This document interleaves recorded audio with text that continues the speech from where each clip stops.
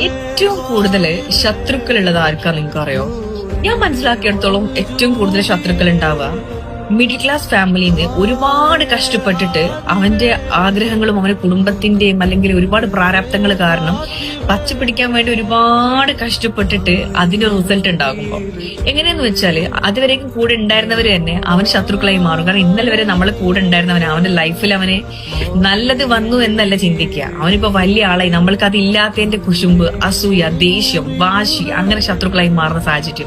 ഒരുപാട് ക്യാഷ് ഉള്ള ആൾക്കാർ എന്ന് പറയുമ്പോൾ അവർക്ക് പൊതുവെ ഒരു ലേബൽ ഉണ്ട്, പണ്ട് മുതൽ അവർ അങ്ങനെയാന്നുള്ളത്. ഈ സെയിം ലേബൽ തന്നെയാണ് ഏറ്റവും ലോ ക്ലാസ് ഫാമിലിക്കുള്ളത്. അവർക്കും ആ ഒരു സമൂഹം അവരോട് പ്രത്യേകിച്ച് യാതൊരു പ്രശ്നങ്ങളും ഒന്നും ഉണ്ടാവില്ല. പക്ഷെ മിഡിൽ ക്ലാസ് ഫാമിലി അങ്ങനെ അല്ല.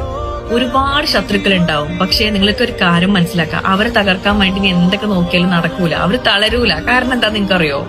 അങ്ങേയറ്റം കഷ്ടപ്പാടിന്നാണ് ഇതുവരെ എത്തിയിട്ടുള്ളത്. ഇനി അങ്ങോട്ടങ്ങനെ പോയാലും ശരി, അവർക്ക് ജീവിക്കാൻ അറിയുന്നുണ്ടാവും.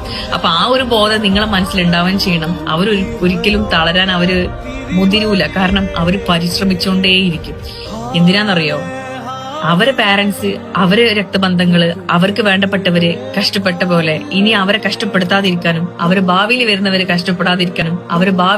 കഷ്ടപ്പെടാതിരിക്കാനും വേണ്ടിയിട്ട് അവരങ്ങനെ പണിയെടുത്തുകൊണ്ടിരിക്കും.